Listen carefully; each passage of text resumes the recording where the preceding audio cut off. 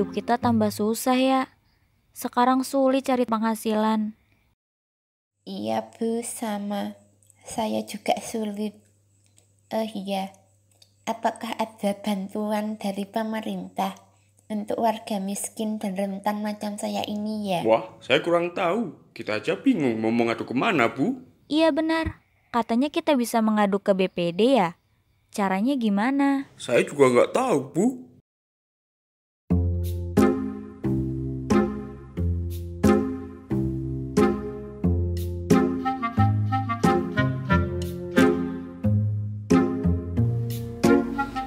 Bapak Ibu BPD, terima kasih telah hadir pada hari ini. Saat ini kita butuh merumuskan rencana kerja.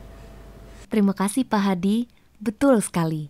Apa rencana Ibu untuk kegiatan BPD selama periode 6 tahun ini? Supaya penyusunan rencana kerja kita lebih tepat sasaran masyarakat, sebelumnya hari ini kita perlu keliling desa dan menyapa masyarakat untuk dapat melihat apa saja masalah yang ada. Nah, BPD kan sebagai perwakilan masyarakat. Apakah Bapak Ibu sudah tahu tugas BPD? Ada 3 tugas fungsi utama. 1. Membahas dan menyepakati rancangan peraturan desa bersama kepala desa. 2. Menampung dan menyalurkan aspirasi masyarakat desa. Dan 3. Melakukan pengawasan kinerja kepala desa. Bu Suryani, apakah kita akan terus keliling desa untuk dapat aspirasi? Lalu setelah itu bagaimana?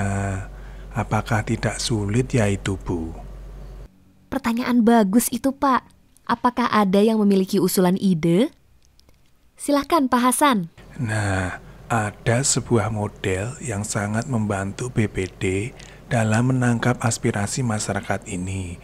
Namanya Posko Aspirasi. Bagaimana mekanisme penyelenggaraan posko aspirasi dan rumah aspirasi? Berikut ini adalah langkah-langkah penting dalam pembentukan posko aspirasi. Pertama, rapat pembentukan posko pengaduan. Kedua, menetapkan pengurus posko melalui SK BPD. Ketiga, menyusun formulir aspirasi dan aduan. Keempat, sosialisasi melalui baliho dan pertemuan. Kelima, menyelenggarakan acara pekan pengaduan. Dan yang terakhir, musyawarah desa penyelesaian pengaduan. Terima kasih penjelasannya, menarik sekali. Lalu, bagaimana siklus posko aspirasi? Jadi Bu, langkah-langkah pengelolaan aspirasi dan penyelesaian pengaduan. 1. Pengaduan masyarakat yang diterima oleh Sekretariat Posko melalui berbagai sarana surat, SMS, WhatsApp, atau datang langsung, kemudian dicatat berdasarkan prinsip administrasi yang baik. 2. Pengaduan diidentifikasi dan dikelompokkan berdasarkan pembidangan yang ada di struktur BPD. 3. Proses pengelolaan aspirasi dan pengaduan dimulai dengan mengumpulkan data di lapangan, mengonfirmasi dan meminta klarifikasi dari pihak-pihak yang terkait, serta melakukan investigasi untuk mendapatkan kejelasan permasalahan yang sebenarnya. 4. Tim pengelola posko melakukan pembahasan secara internal terhadap temuan di lapangan dan menindaklanjuti dengan pembahasan umum yang melibatkan berbagai pihak yang terkait. 5. Hasil pembahasan dan kesepakatan didokumentasikan, kemudian disosialisasikan kepada masyarakat dengan cara yang seefektif mungkin. 6. Penyelesaian pengaduan dilakukan dalam beberapa cara, antara lain: A. Diselesaikan secara langsung. B. Dibahas dalam musyawarah desa atau musdes dan atau musyawarah perencanaan pembangunan desa atau musrenbangdes. C. Dikawal masuk dalam dokumen RPJM desa, RKP desa, dan APB desa. D. Dijadikan sebagai dasar perumusan peraturan desa tentang pelayanan dasar di tingkat desa. E. Disalurkan ke supra desa dan DPRD karena bukan menjadi kewenangan desa. 7. Bagi kelompok rentan, misalnya penyandang disabilitas, lansia, dan anak berkebutuhan khusus lainnya, posko menyediakan mekanisme khusus, yaitu bantuan oleh tim posko yang bertugas atau kunjungan langsung ke kelompok masyarakat tersebut. Penjelasan yang jelas sekali. Jadi momen ini juga pas dengan siklus perencanaan penganggaran desa. Benar, Bu. Jadi, dalam siklus perencanaan dan penganggaran desa dibagi secara umum menjadi 3 bagian. 1. Penyusunan perencanaan desa dari bulan Januari hingga Juni. 2. Penyusunan RKP Desa dari Juli hingga September. 3. Penyusunan APB Desa dari Oktober hingga Desember.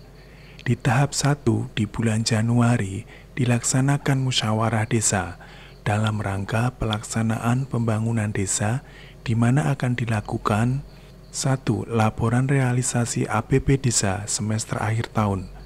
2. Laporan pertanggungjawaban realisasi pelaksanaan APB Desa. 3. Berita acara dan keputusan musyawarah desa. Kemudian di bulan Maret sampai April dilaksanakan musyawarah desa, sosialisasi pelaksanaan pembangunan desa yang berisi 1. Informasi dokumen RKP Desa.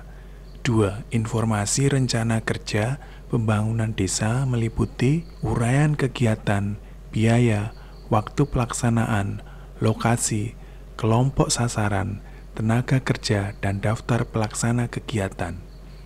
Di bulan Mei dilakukan persiapan musyawarah desa, penyusunan RKP Des, pembentukan dan penetapan panitia musyawarah desa. Dan di bulan Juni dilaksanakan Musdes, pembentukan tim penyusun RKP Desa dan pencermatan pagu indikatif. Di tahap 2, penyusunan RKP Desa mulai dilakukan bulan Juli dan pembahasan RKP Desa mulai disusun Juli sampai September.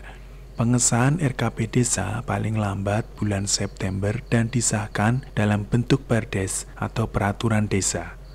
Tahap 3 di bulan penyusunan RAPD Desa dimulai bulan Oktober. Kemudian pembahasan RAPB Desa paling lambat akhir Oktober.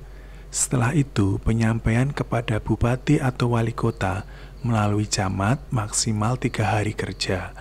Dilanjutkan evaluasi Bupati maksimal 20 hari kerja dan proses penyempurnaan maksimal 7 hari kerja.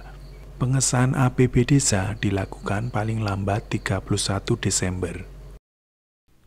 Wah, jadi pas ya, kita membuka posko aspirasi sepanjang tahun, dan sebelum bulan Mei, kita sudah melakukan tabulasi aspirasi mana yang harus ditindaklanjuti dengan penyusunan APBDes. Betul, Ibu. Oke, jadi kita laksanakan pekan aspirasi di bulan Maret ya. Mari, kita awali dengan menggali aspirasi dengan cara seperti kunjungan langsung ke dusun, kunjungan ke rumah warga, bisa juga, atau melalui semacam kelompok pengajian ibu-ibu. Ya, bisa juga lewat grup WhatsApp warga.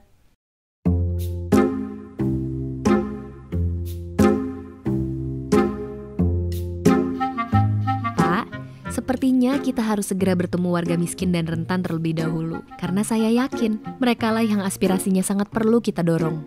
Benar dan setuju, Bu.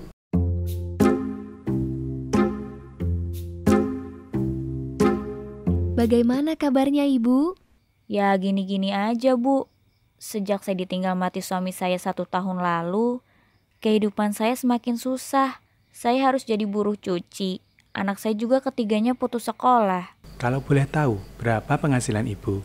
10.000 sehari jadi buruh cuci saya, Pak. Ibu, BPD sedang menggali kebutuhan masyarakat. Apakah Bapak Ibu ada keluhan atau aspirasi untuk disampaikan ke desa? Kalau ada bantuan pemerintah, apakah saya bisa didaftarkan, Bu? Baik Bu, saya mengerti. Coba saya akan memastikan data Ibu termasuk penerima manfaat bantuan.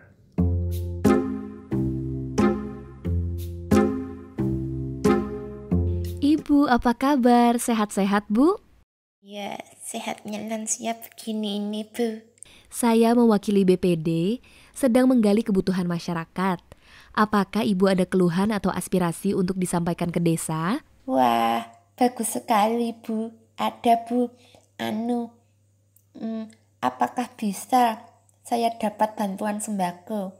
Baik, Bu. Nanti kami usahakan dari dana desa bantuan lansia untuk sembako.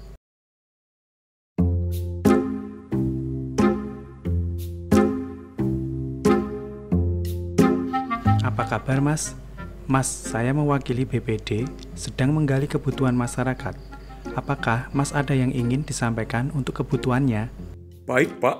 Terima kasih loh ini. Jadi, Pak, di dusun kami ada 5 difabel. Apakah kami bisa mendapatkan kursi roda dan alat bantu yang lain? Oh, baik Mas. Nanti kami sampaikan, akan kami usahakan. Jadi total aduan yang diterima sebanyak 916. Dengan jumlah aspirasi atau aduan terbanyak pada bantuan sosial ya, sejumlah 217 orang. Disusul dengan infrastruktur, ada 203 suara. Aspirasi yang ada ditindaklanjuti, diselesaikan langsung bersama kepala desa atau pemerintah desa. Mengakomodasinya dalam dokumen RPJM Desa, RKP Desa, dan APBD Desa dijadikan dasar penyusunan perdes, terutama yang terkait dengan layanan sosial dasar. Disampaikan kepada pemerintah kecamatan, kabupaten, atau DPRD bila penyelesaian aspirasi dan aduan di luar kewenangan desa. Dari 916 aspirasi, sebanyak 702 diselesaikan melalui penganggaran di desa, 146 diselesaikan di tingkat kecamatan, dan 68 akan disuarakan di kabupaten. Terima kasih atas berbagai pengaduan yang diberikan. Usulan-usulan ini akan kami tindak lanjuti. Untuk rencana ke depan, BPD akan membuat mekanisme pelaporan warga secara digital, sehingga mempermudah warga untuk menyampaikan aspirasi untuk ditindaklanjuti pemerintah desa. Bagaimana dengan usulan kami, jalan antar desa, kenapa tidak ada tindak lanjut dari desa ya Pak? Bagaimana dengan subsidi pupuk? Soal pupuk subsidi dan jalan antar desa atau rabat, itu bukan kewenangan desa, nanti akan disuarakan di kabupaten. Wah, saya senang Bapak, Ibu. Ada banyak aduan yang bisa diselesaikan, terutama di bidang pendidikan. Setelah kita melakukan rapat koordinasi awal dengan pemerintah desa, komitmen untuk pendidikan akan digunakan untuk PAUD dan kelompok belajar. Hasil yang bagus. Semua usulan penyandang disabilitas sudah dilaksanakan, di antaranya pengadaan kursi roda dan kacamata untuk lansia. Wah, bagus sekali ya. Pemerintah desa memprioritaskan pendataan dan pengadaan KIS atau BPJS bagi masyarakat kurang mampu, perbaikan gizi dan makanan tambahan, serta kesehatan bagi anak dan balita dalam posyandu, fasilitasi pengurusan KK untuk 100 warga.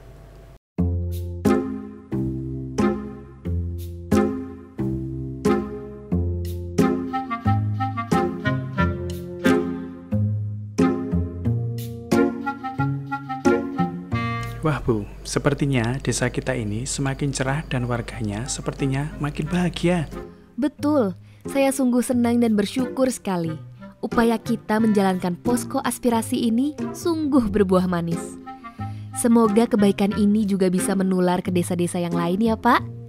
Saya setuju.